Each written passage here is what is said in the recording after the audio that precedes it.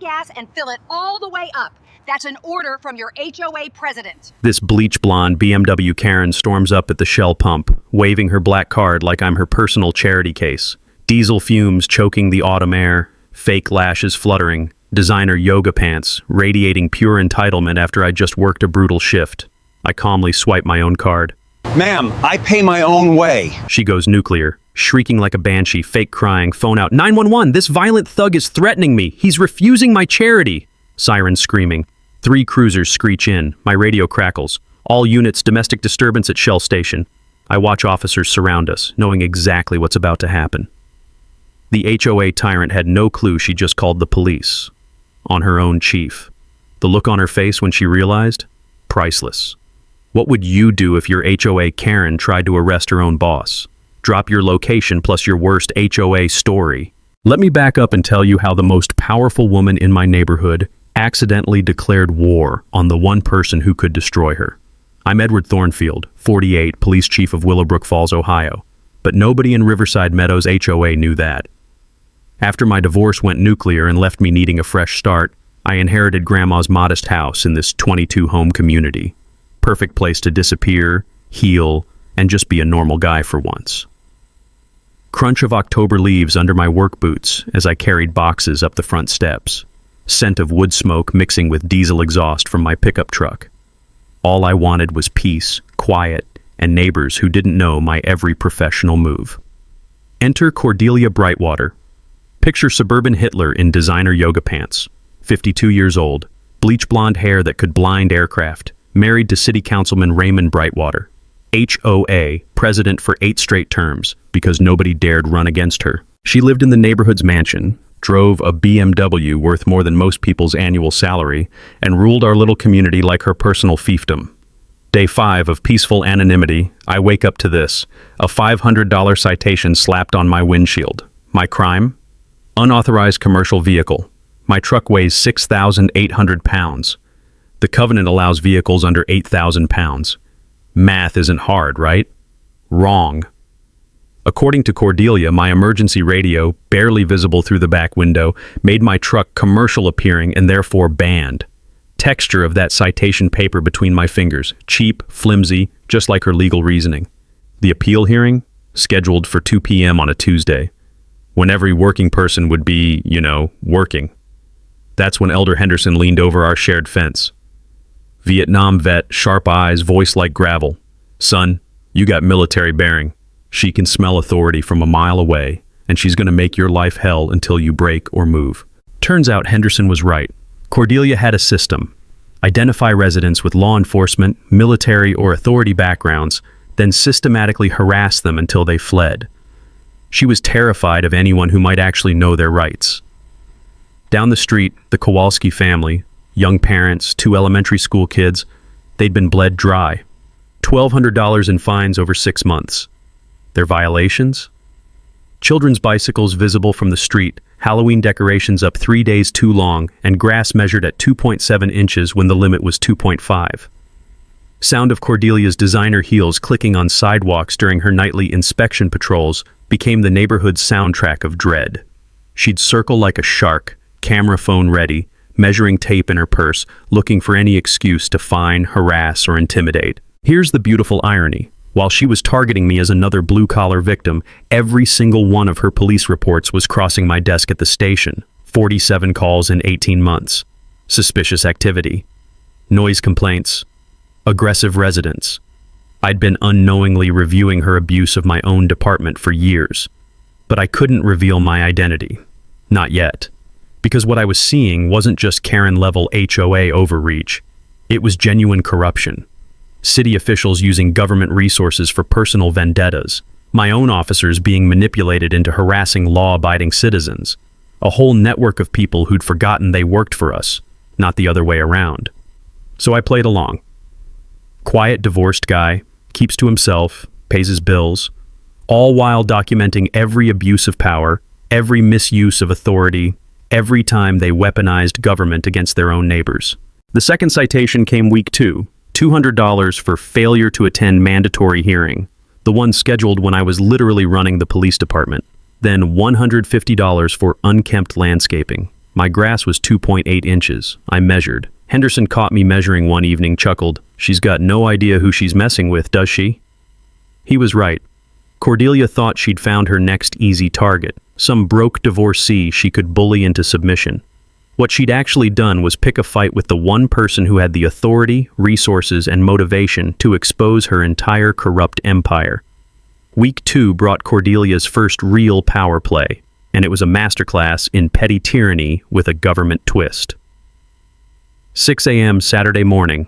I'm dead asleep after pulling a double shift dealing with a domestic violence case when bang, bang, bang on my front door. Not a knock. A full-on police-style door assault that had me reaching for my service weapon before I remembered I was supposed to be just another civilian target. Surprise wellness check. Cordelia's voice could strip paint off a patrol car.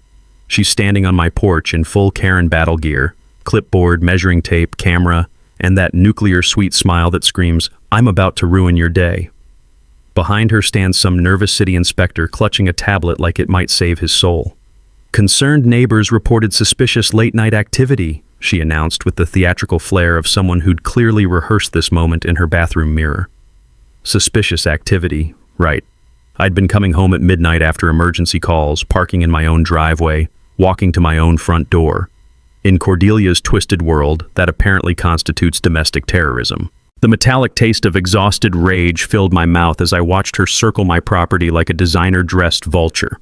20 minutes of theatrical measuring and photographing later. $200 fine for exterior lighting disturbance my motion sensor security light had triggered when I came home from keeping their neighborhood safe.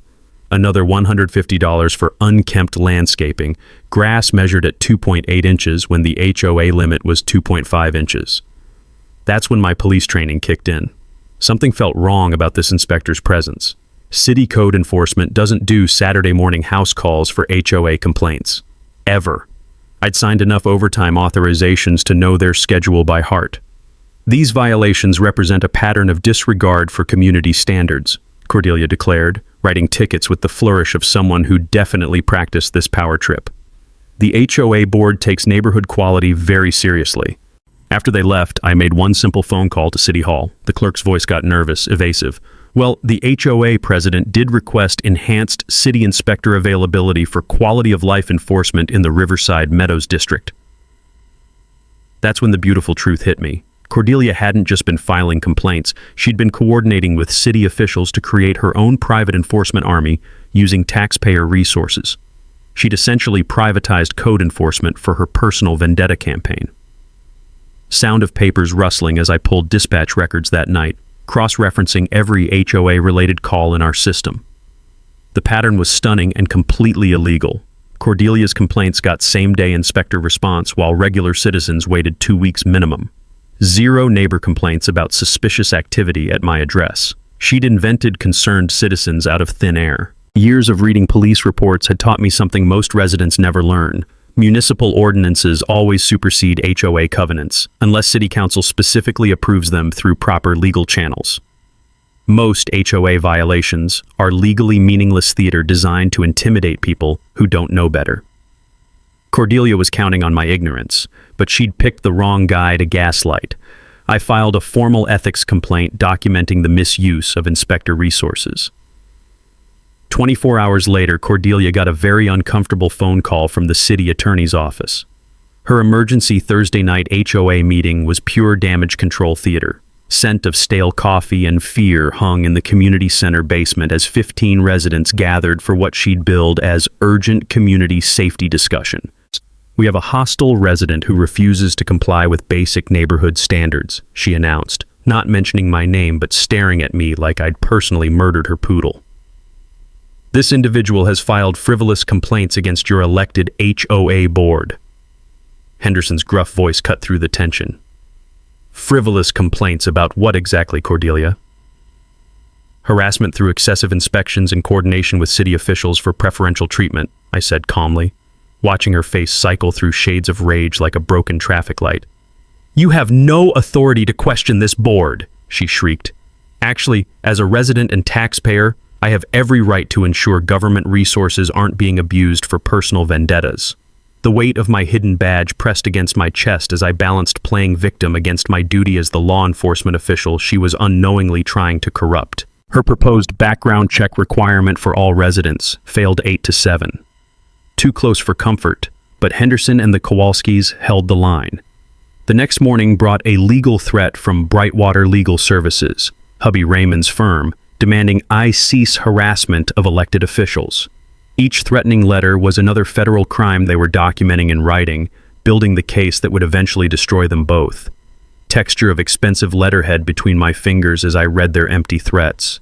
They had no idea they were picking a fight with someone who'd been documenting their every abuse of power from inside the very system they were trying to weaponize against me. But Cordelia was just getting warmed up. Month 2 brought the moment I realized I wasn't just fighting a crazy HOA president. I was uncovering a corruption network that had infected my own police department. Tuesday morning, 7 a.m. I'm reviewing overnight incident reports with my coffee when one file makes me nearly spit caffeine across my desk. Formal complaint requesting full criminal background investigation on Edward Thornfield, suspected criminal surveilling Riverside Meadows neighborhood. I was literally reading a police report demanding I investigate myself. The surreal taste of station coffee turning bitter as I absorbed Cordelia's 3-page masterpiece. According to her detailed statement, I was casing homes during irregular hours, possessed law enforcement equipment suggesting criminal background, and exhibited surveillance knowledge that terrorized multiple residents. She wasn't wrong about the law enforcement equipment and surveillance knowledge. She just had no clue why I had them. The complaint had automatically been assigned to me because, well, I'm the police chief.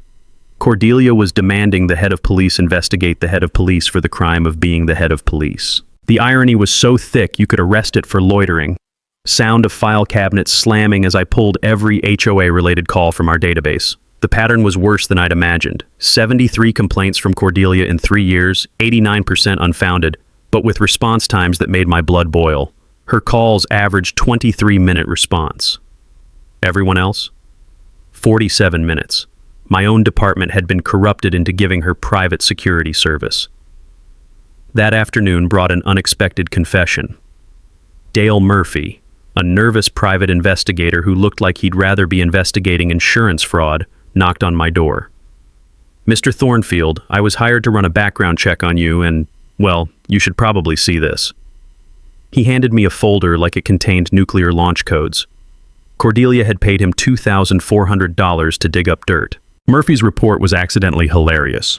Subject demonstrates advanced law enforcement training, maintains professional-grade security systems, and exhibits operational security consistent with current federal agent or police leadership.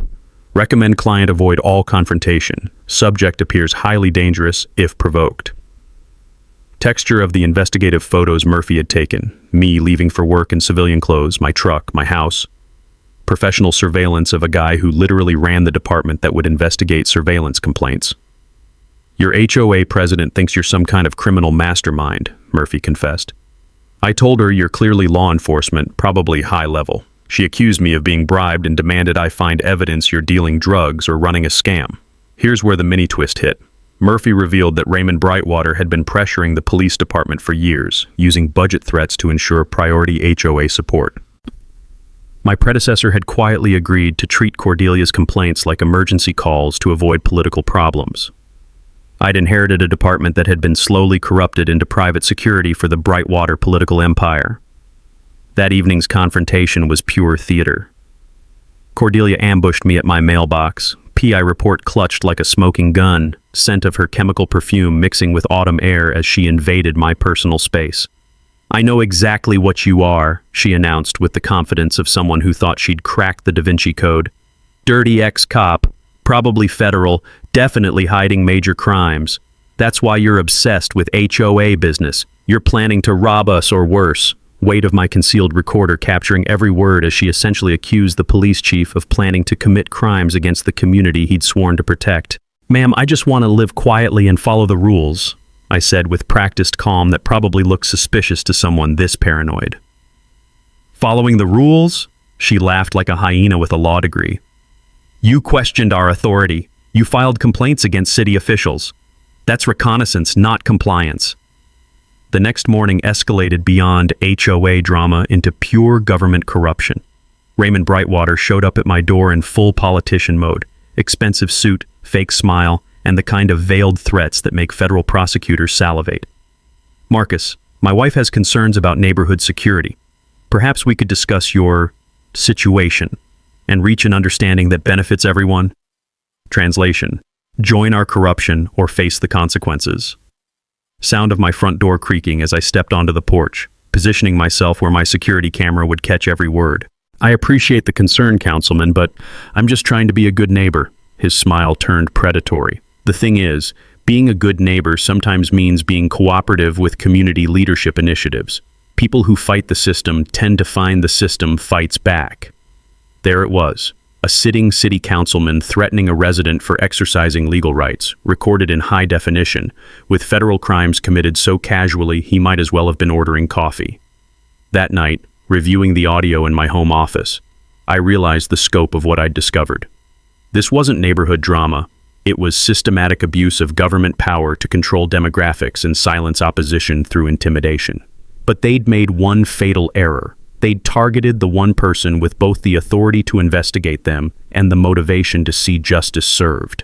Month 3 was when Cordelia crossed the line from harassment into felony territory and accidentally created the evidence that would destroy her entire criminal empire. Wednesday morning started with a scene that looked like a hate crime. I walked outside to find my truck transformed into a monument to psychological warfare. All 4 tires slashed, "Cop Lover," spray painted across the hood in blood-red letters, and my rear window demolished by what had to be a crowbar. Sharp smell of fresh paint mixing with rubber and glass in the crisp October air. The beautiful twisted irony? She'd vandalized the police chief's vehicle with "Cop Lover" without knowing she was attacking the actual cop. Crunch of safety glass under my boots as I photographed the damage with crime scene precision. My security footage showed a figure in dark clothing at 2:17 a.m., body language, height, and rage patterns screaming, entitled "Suburban Woman Having a Complete Breakdown." But here's where Cordelia's paranoia reached criminal levels of stupidity. By 9 a.m., she was filing a police report claiming I'd staged the vandalism myself. "Officers, this is obviously a false flag operation," she announced to my own patrol officers with the confidence of someone who'd binged too many conspiracy videos. He damaged his own property to frame innocent neighbors and gain sympathy. I demand he be investigated for insurance fraud, filing false reports, and attempting to incite violence against HOA leadership. Bitter taste of suppressed rage as I watched my own officers professionally document her accusation that their chief had committed crimes against himself. Sergeant Rodriguez caught my eye briefly. He recognized the address and knew exactly whose house this was. That evening brought the confrontation that would define this entire war. I'm at the Shell station pumping gas after a 16-hour shift investigating actual crimes, exhausted and just wanting to get home, when Cordelia materialized like a designer-dressed demon with a black credit card. "Take the free gas. Fill it all the way up. That's an order from your HOA president," she commanded, positioning herself between me and my damaged truck like some suburban warlord. Diesel fumes burning my nostrils as I realized this wasn't charity. It was a trap. In her twisted logic, refusing her generosity would prove I was the hostile criminal she'd been claiming I was. Accepting it would establish her dominance and my status as her charity case. "Thanks, but I pay my own way," I said calmly, continuing to pump gas with steady hands while she escalated into full psychotic mode. "You will accept my generosity. Don't you dare disrespect me." Her voice rose to banshee levels, attracting stares from other customers who probably thought they were witnessing a domestic dispute. Here's where the mini twist that would destroy her played out.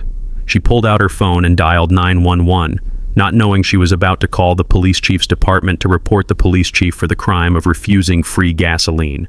911, emergency at Shell Station on Maple Street. Violent criminal threatening me. This dangerous man is refusing charity and becoming aggressive. Sound of approaching sirens as dispatch coded this as domestic disturbance, aggressive male, possible assault in progress. 3 patrol cars screamed into the lot with lights blazing, responding to what they believed was a legitimate emergency. I stood there calmly, watching my own officers prepare to arrest me based on Cordelia's completely fabricated crisis. The responding team, Sergeant Martinez, Officer Lucy, and Officer Rodriguez, approached with professional caution, not recognizing their chief in civilian clothes under the harsh station lighting. "Sir, step away from the vehicle and put your hands where we can see them," Martinez ordered with his hand on his weapon. Cold bite of metal handcuffs as I made the strategic decision to let this play out. As police chief, I could have ended the charade by identifying myself. Instead, I let my own officers arrest me because I realized this was the ultimate evidence of how easily our justice system could be weaponized by any citizen willing to lie convincingly. "He threatened to kill me," Cordelia sobbed with Oscar-worthy performance, providing detailed false testimony to officers who didn't know they were being used as weapons in a personal vendetta. "He said he knows where I live and what car I drive." Complete fabrication. I'd said exactly 7 words, "Thanks, but I pay my own way." Texture of patrol car seats I'd personally approved the purchase of as they transported me to the jail I managed. The irony was so complete it was almost beautiful, the police chief being arrested by his own department based on perjured testimony from a woman who had no idea she was committing felonies against the one person guaranteed to prosecute them. 6 hours later, during booking at my own facility, Desk Sergeant Wilson did a double take. "Chief Thornfield? What in the hell?" "Complete media blackout," I ordered quietly. "This is part of an ongoing investigation. Process this arrest exactly like any other." Because that's what it was. Evidence that our entire system could be manipulated by any sociopath willing to commit perjury with enough conviction. Cordelia had just provided a masterclass in how to weaponize law enforcement for personal vendettas. She thought she'd finally won, finally proven I was the dangerous criminal she'd convinced herself I was. What she'd actually done was commit multiple federal felonies against the one person with the authority and motivation to ensure she faced consequences for every single one. The morning after spending 6 hours in my own jail, I discovered something that turned this from personal revenge into a federal crusade for justice, and it wasn't what I expected. Bitter taste of station coffee at 5 a.m. as I sat in my locked office, federal evidence files spread across my desk like pieces of a nightmare I'd been living blind. What started as investigating HOA embezzlement had revealed something that made my hands shake with both rage and determination. They'd known I was a cop from day one, not police chief. That nuclear revelation was still my ace in the hole, but Raymond's private emails, obtained through emergency federal warrant, contained a thread that froze my blood. Target confirmed law enforcement background, likely federal level. Recommend immediate neutralization through systematic harassment and arrest record establishment before subject identifies scope of operation. Sound of manila folders hitting my desk as the full scope crashed over me. The gas station incident wasn't Karen rage. It was a calculated hit job on my credibility, choreographed weeks in advance by people who'd done this before. The email chain between Raymond, Cordelia, and Jay Morrison revealed to be Judge Janet Morrison, who'd been signing their bogus warrants, laid out a playbook that made me physically sick. Once arrest record established and community credibility destroyed, proceed with standard relocation protocols. Previous subjects averaged 73 days from arrest to property sale. Metallic scent of fear sweat soaking my uniform as I realized the horrible truth. This wasn't my story. I was just victim number 8 in a systematic operation that had already destroyed 7 other lives. The case files spread before me read like a horror movie. Agent Frank Lucy, retired FBI, targeted after questioning no-bid city contracts, harassed until his PTSD resurged and he fled to Arizona. Prosecutor Maria Santos, challenged HOA finances, framed for domestic violence, lost her legal license and house. IRS investigator David Kim noticed property tax irregularities, buried under $47,000 in bogus code violations until bankruptcy forced his sale.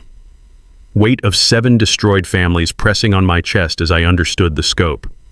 They weren't just HOA tyrants, they were specialists in identifying and eliminating anyone with the knowledge to expose systematic government corruption. But here's where my rage transformed into cold, calculated justice. The financial records revealed they'd stolen $2.3 million in taxpayer money through a network so sophisticated it required federal RICO prosecution, municipal contracts to Raymond's shell companies, HOA funds to Cordelia's relatives, police overtime inflated through fake emergency responses, property sales forced through harassment, then flipped to Brightwater investors at massive profits. Texture of dispatch logs crumbling between my fingers as I traced how they'd weaponized my own department. Every call from Cordelia got immediate response. Every resident who challenged them faced sudden police harassment for manufactured violations. 3 years of systematic abuse of law enforcement resources. My predecessor hadn't been corrupt, just willfully blind to how they were turning police into private enforcers for their criminal enterprise. The beautiful, terrible irony that would destroy them? They'd made one catastrophic error in victim selection. Sound of encrypted phone buzzing as FBI Special Agent Patricia Lucy delivered news that changed everything. Chief, based on your evidence package, DOJ is authorizing full RICO prosecution. The Attorney General wants this as a flagship case for government corruption enforcement. RICO, 20-year mandatory minimums, complete asset forfeiture, the nuclear option reserved for organized crime families and corrupt government networks. Scent of fresh warrant ink as I signed authorizations for wiretaps that would record every conversation, financial forensics that would trace every stolen dollar, and surveillance operations that would document every crime they thought they'd gotten away with. They believed they'd neutralize their law enforcement problem through that gas station arrest. What they'd actually done was escalate a harassment case into federal conspiracy charges against the one person who could orchestrate their complete destruction. The most beautiful part? They still thought they were winning, but their executioner was already sharpening the blade. Building a federal RICO case while your targets think they've already won requires the kind of strategic deception I hadn't used since undercover narcotics work. But this time, it was personal, and I had the entire federal government backing my play. Sound of shredders working overtime echoed from Cordelia's house as she tried to destroy evidence she didn't know we'd already copied. Meanwhile, in my home office, whir of encrypted drives backing up $2.3 million worth of documented federal crimes to servers she couldn't touch. FBI Special Agent Patricia Lucy looked like a soccer mom but investigated organized crime with the precision of a Swiss watchmaker. Chief, we're treating this as a flagship case for government corruption prosecution. Full federal resources, RICO charges, and enough evidence to make prosecutors fight over who gets to try it. Metallic taste of anticipation as she outlined the multi-agency task force forming around my accidental discovery. Financial Crimes Division tracing stolen money, Civil Rights Division handling systematic harassment, Public Corruption Unit prosecuting the government officials. My job?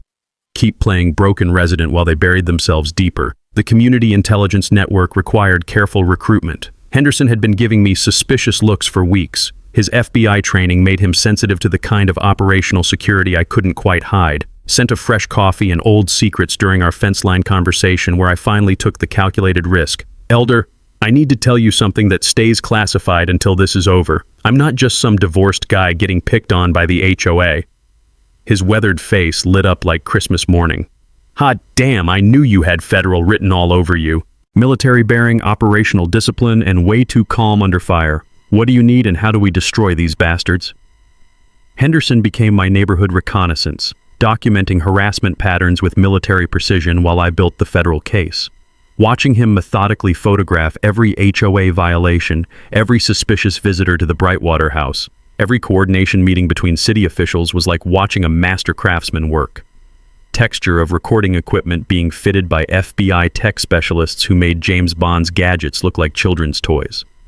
Every conversation with Cordelia, Raymond, or their criminal network would be captured in court-admissible digital quality. The irony was poetry. They'd tried to destroy my credibility through false arrest. Now every word they spoke was building their own prison sentences. Maria Santos, investigative journalist whose work had independently identified the same corruption I was prosecuting, agreed to hold her story for maximum impact. Chief, I've been tracking municipal contract irregularities for 18 months. When this breaks, it's going to be national news and a Pulitzer contender. Weight of evidence binders as forensic accountant Dr. Patricia Kim traced money through 17 shell companies with the enthusiasm of someone who lived for complex financial crimes. This network is more sophisticated than most organized crime families, she explained over spreadsheets that looked like abstract art. 3 years of systematic theft, but with RICO multipliers, we're looking at over $7 million in restitution. The beautiful part? My law enforcement background meant I could coordinate every aspect with professional precision that normal residents could never match. Evidence requirements, witness protection, prosecution timelines. I understood the system they'd been abusing well enough to turn it against them with devastating effectiveness. Sound of Henderson chuckling as we planned the final phases. Son, I've been waiting 40 years to see justice catch up with people like this. You're not just taking down neighborhood bullies. You're about to show every corrupt official in America that someone's always watching.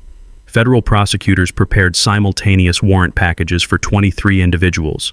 Not just Cordelia and Raymond, but Judge Morrison, who'd signed illegal warrants, Inspector Davis, who'd provided preferential enforcement, City Attorney Williams, who'd threatened victims, and a whole network of people who'd forgotten government exists to serve citizens.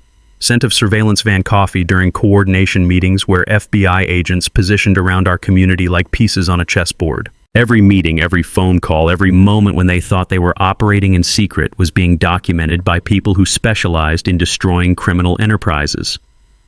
The psychological warfare was the most satisfying element. Every day, I played the role of defeated resident, attending their meetings, accepting their harassment, letting them think their gas station arrest had broken my spirit.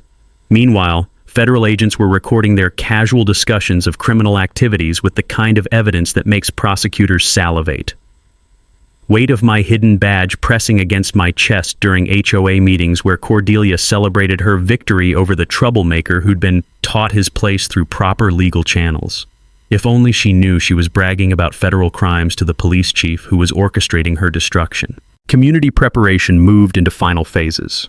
Victim services for families traumatized by years of harassment, legal aid for class action lawsuits, new HOA elections with federal oversight, and media coordination to ensure maximum public exposure when justice finally arrived. Texture of warrant papers as I signed final authorizations that would simultaneously arrest 24 people and recover millions in stolen community funds. They thought they were celebrating victory over their latest victim. They were actually planning their crimes at their own going-away party.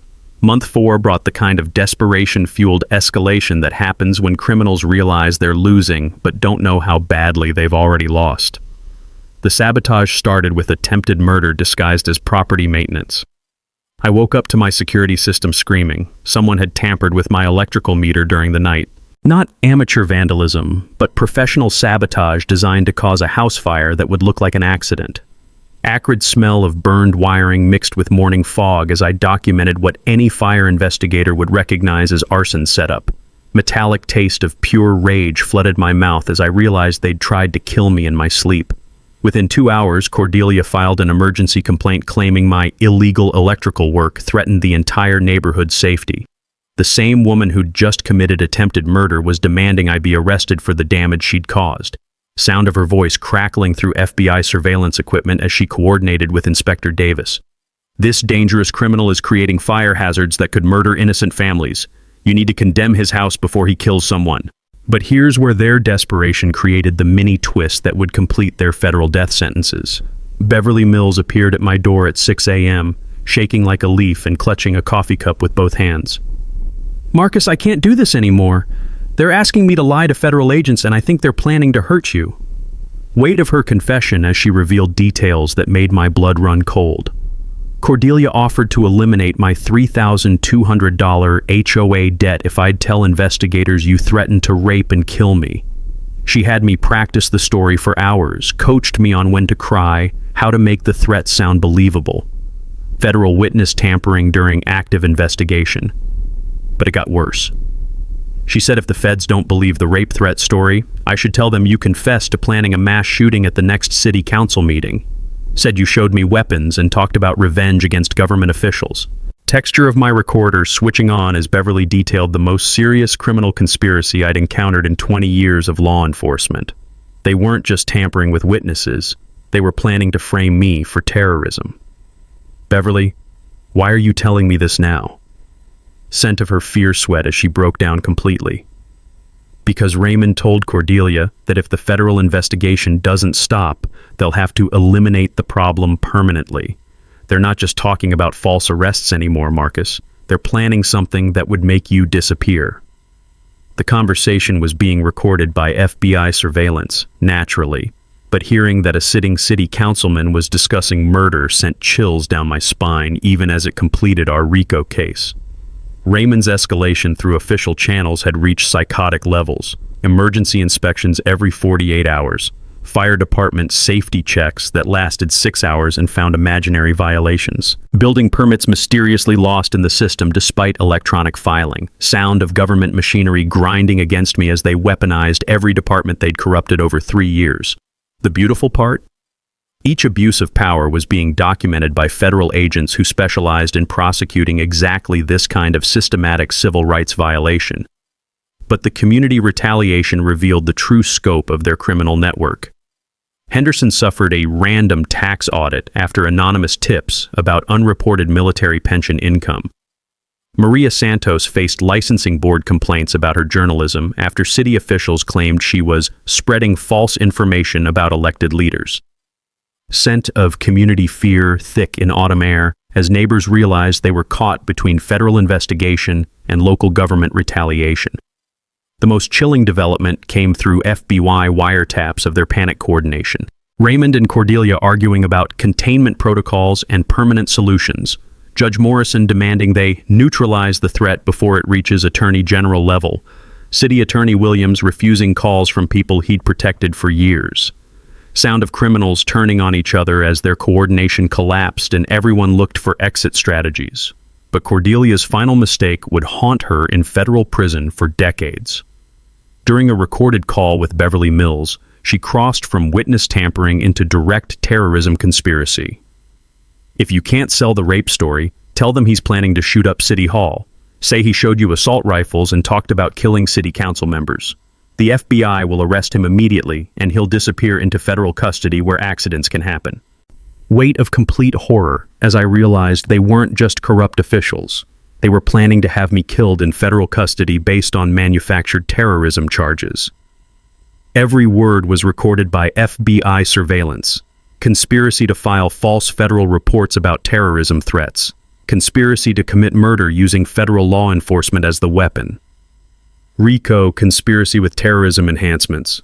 Life sentences without possibility of parole. Texture of federal warrant papers, as Agent Lucy called, with news that changed everything. Chief, DOJ is authorizing immediate arrests. They tried to weaponize the federal government against a police chief. This is now a national security investigation. They thought they were eliminating a local problem resident who'd gotten too close to their secrets. They were actually committing treason against the police chief who was about to destroy them in the most public, devastating way American justice could deliver. The final month before Judgment Day brought the kind of reckless criminal behavior that happens when sociopaths realize their empire is collapsing and decide to burn everything down rather than surrender. Cordelia's psychological breakdown accelerated into full-blown paranoid schizophrenia mixed with criminal desperation. She started conducting citizens' arrests of neighbors she suspected of being federal informants, physically detaining elderly residents while screaming about government conspiracies and deep state infiltration. Sound of Mrs. Henderson's terrified voice on my porch at midnight. "Marcus, that woman tried to handcuff me. She said I was reporting HOA activities to federal agents and needed to be detained for questioning." The beautiful irony? Cordelia was accidentally correct about federal surveillance. She just had no idea she was the target, not the investigator. Metallic taste of adrenaline as I documented her citizens' arrest attempts while FBI agents recorded evidence of kidnapping, false imprisonment, and civil rights violations that would add another decade to her eventual sentence. But the mini twist that would complete their destruction came from an unexpected source. Judge Morrison panicked and tried to destroy evidence, not knowing FBI had been monitoring her communications for months. Scent of burned paper drifting from the courthouse as Morrison held an after-hours document bonfire, destroying 3 years of illegal warrants, false reports, and coordination records with the Brightwater Network. FBI surveillance captured every moment of the evidence destruction, adding obstruction of justice and tampering with federal investigation to her growing list of felonies. The community crackdown reached police state levels as they abandoned all pretense of legal authority. Raymond used emergency city powers to declare public safety concerns and authorize round-the-clock surveillance of residents who'd supported me. City workers parked outside Henderson's house, photographing visitors and recording license plates. Weight of government oppression crushing the neighborhood as they turned municipal resources into a personal Gestapo operation. Every abuse was being documented by federal agents who now had enough evidence to prosecute them under domestic terrorism statutes. Cordelia's final gambit revealed the true depths of her psychosis. She organized what she called a community protection meeting, essentially a lynch mob disguised as civic engagement. 23 residents summoned to the community center for what her flyer described as final resolution of the criminal threat in our neighborhood. Texture of her latest propaganda between my fingers. Mandatory community safety meeting. Evidence will be presented proving resident Edward Thornfield poses imminent danger to families and children. Community vote will determine appropriate protective measures. Henderson's intelligence network revealed the horrifying truth. Cordelia had convinced her most devoted followers that I was planning a mass shooting at the next city council meeting. She'd fabricated evidence, coached witnesses, and was planning to present a case that would justify whatever vigilante justice they decided to implement. Sound of my secure phone buzzing as FBI agent Lucy delivered the news I'd been expecting. "Chief, they're planning to physically attack you at that community meeting. We're moving the arrest timeline up. Tomorrow night during their trial, we take them all down simultaneously." The irony was perfect. They'd scheduled their own arrest party.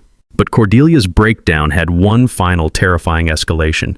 Beverly Mills called me at 3 a.m., voice shaking with pure terror.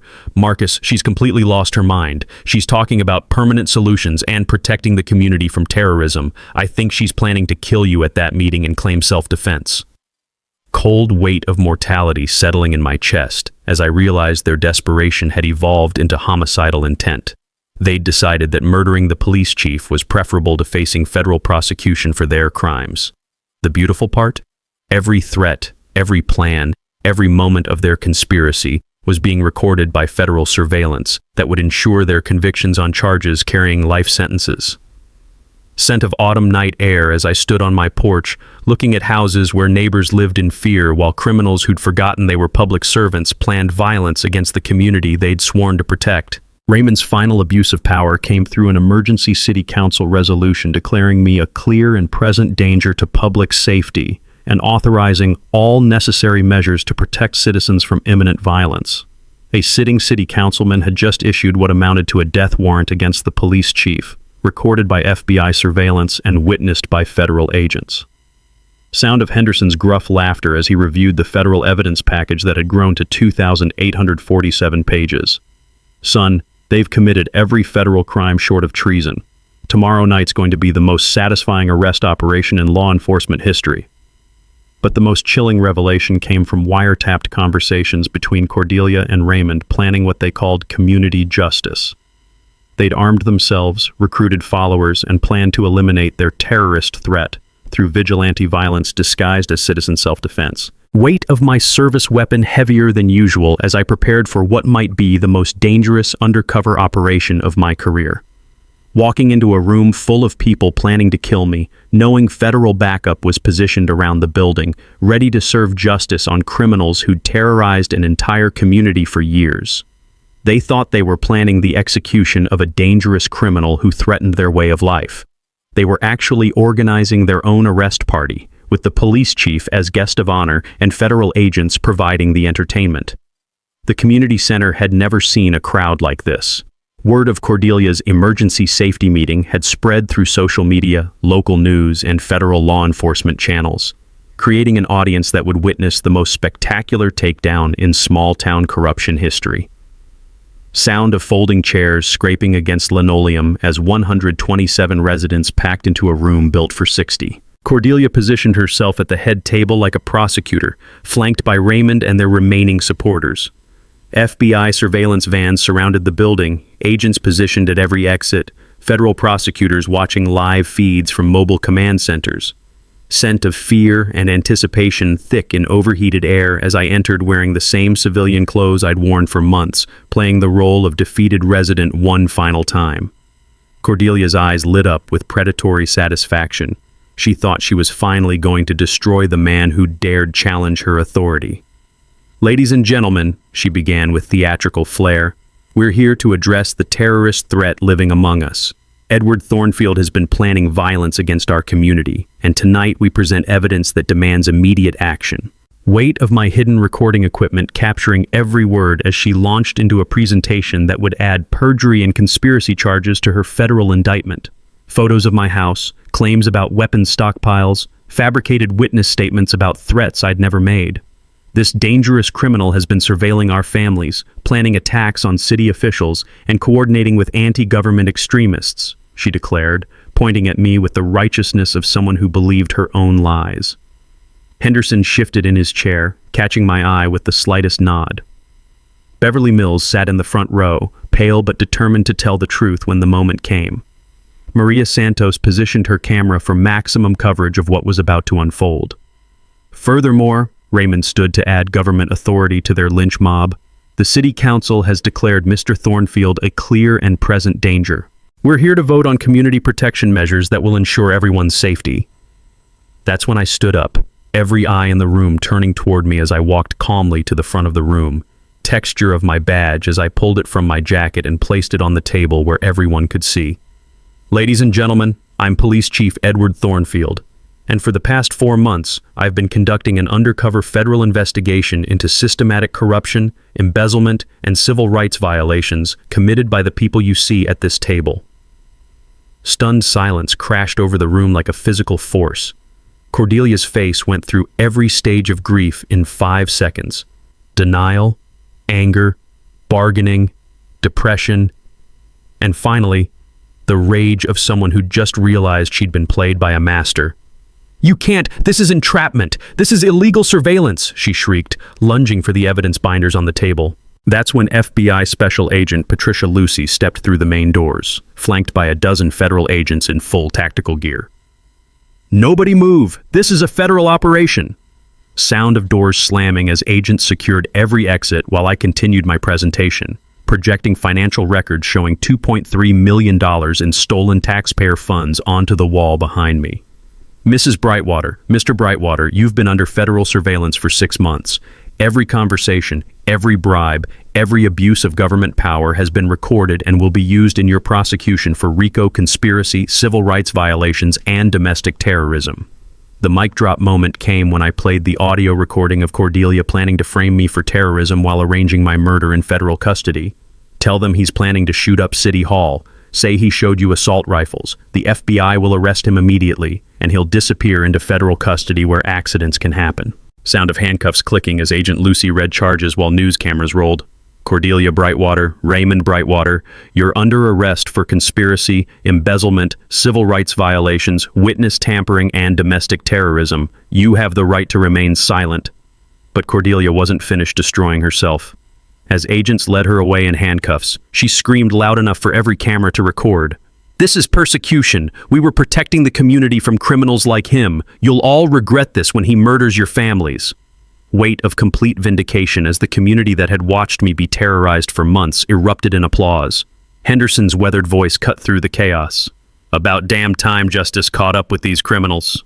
Beverly Mills stood up, tears streaming. "I'm sorry I almost let her make me lie about you. Thank you for stopping them before they destroyed more lives." While Maria Santos broadcast the arrests live as federal agents led away 23 members of the corruption network, including Judge Morrison, Inspector Davis, and City Attorney Williams. The largest public corruption bust in Ohio history, centered around the police chief who'd gone undercover in his own neighborhood to serve justice. Texture of evidence files as prosecutors announced they'd recovered $2.3 million in stolen funds, identified 7 families targeted for systematic harassment, and gathered enough evidence to ensure life sentences for the ringleaders. The woman who'd called the police on me for refusing free gas had just been arrested by her own police chief for terrorism conspiracy. Poetic justice had never been more perfectly served. 2 years later, justice had been served with the kind of thoroughness that makes federal prosecutors write case studies and communities believe in the system again. Morning sunlight streaming through my office windows as I read the final sentencing reports.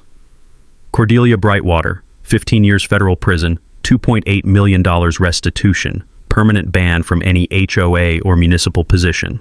Raymond Brightwater, 12 years prison, loss of all pension benefits, barred from holding public office. Judge Morrison, 8 years for obstruction and conspiracy. The entire corruption network dismantled with surgical precision.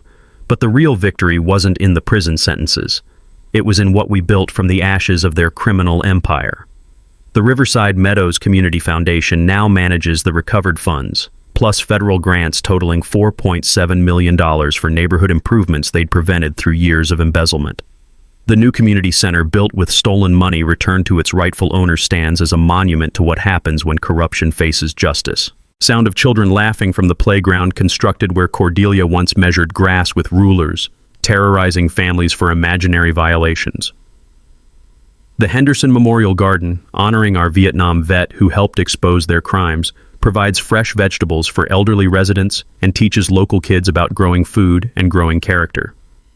Personal healing came slowly but completely. Attorney Jessica Blackwood, who'd prosecuted the civil rights violations, became much more than a professional colleague. Scent of coffee and contentment during our morning conversations on the porch of the house that had once been under siege, now surrounded by neighbors who'd become genuine friends. The Maria Santos Investigative Journalism Scholarship sends one local high school graduate to journalism school annually, ensuring someone's always watching for the kind of corruption we'd destroyed. Maria's Pulitzer Prize for her coverage of our case brought national attention to HOA abuse and government corruption at the local level. Weight of genuine community in ways I'd never experienced before. Henderson and I still play chess every Thursday, though his moves are sharper now that he doesn't have to worry about government retaliation for defending neighbors. The Kowalski kids visit my workshop regularly, learning basic electrical skills and listening to stories about justice, integrity, and standing up to bullies with badges. Beverly Mills became one of my closest friends after her courage in exposing the witness tampering plot. She now manages victim services for the county, helping other communities identify and report government corruption before it destroys lives like it almost destroyed ours. The ripple effects reached far beyond our neighborhood. The Thornfield Protocols are now federal guidelines for investigating government HOA corruption networks. I've testified before Congress twice, consulted on similar cases in 23 states, and helped train federal agents in recognizing the warning signs of systematic civil rights violations disguised as community improvement. Texture of commendation letters from the Attorney General, FBI Director, and 3 governors thanking me for proving that justice still works when good people refuse to stay silent in the face of corruption. But the most satisfying transformation was watching our neighborhood become what HOAs are supposed to create: genuine community. New HOA President Maria Kowalski runs monthly potluck dinners where we actually discuss community improvements instead of manufacturing reasons to fine each other. Property values increased 23% after the corruption removal. Turns out people pay premium prices to live where government serves citizens instead of terrorizing them. The annual Transparency Day celebration brings together all 7 families who'd been targeted by the Brightwater Network. We share stories, support each other's healing, and remind ourselves that ordinary people can defeat corruption when they stand together and refuse to be intimidated. Sound of neighborhood children playing freely in yards where parents once feared HOA retaliation for letting kids be kids. The community pool, built with recovered embezzlement funds, hosts swimming lessons for low-income families, the opposite of everything Cordelia and Raymond represented. Professional satisfaction came through establishing the Public Corruption Task Force that's identified and prosecuted similar networks in 47 municipalities across the Midwest. What started as personal revenge became a blueprint for communities fighting systematic abuse of government power. Scent of barbecue smoke and genuine friendship during block parties where neighbors who once lived in fear now celebrate the community we built together after defeating the criminals who'd held us hostage. Every evening, walking past the Memorial Garden where Henderson's military medals are displayed alongside photos of all 7 families who survived the Brightwater reign of terror, I'm reminded that justice isn't just about punishment, it's about healing, building, and ensuring it never happens again. Edward Thornfield's story proves something powerful. When you know the system better than the people trying to corrupt it, justice becomes inevitable. What makes this case extraordinary isn't just the $2.3 million recovered or Cordelia's 15-year sentence. It's that Edward refused to be another victim. When she was playing dictator with her measuring tape, he was building a federal case that's now talked to FBI agents nationwide as the Thornfield Protocol. The beautiful part, he won by staying calm, documenting everything, and letting them destroy themselves on tape. No drama, no revenge fantasies, just methodical justice. We all deal with petty tyrants who think authority makes them untouchable. HOA presidents, corrupt inspectors, power-hungry bosses. They all count on the same thing, your silence. Edwards proved that temporary pain for permanent justice is the way worth this. So here's my question. What's corrupt authority bringing in your neighborhood needs a reality check? Drop your story below. City, stage, details. The crazier the power trip, the better. Hit subscribe if you believe good people shouldn't have to suffer in silence, because every week we're proving that justice isn't dead. It's just waiting for someone brave enough to serve it. Remember, they're counting on your compliance. Don't give them that satisfaction.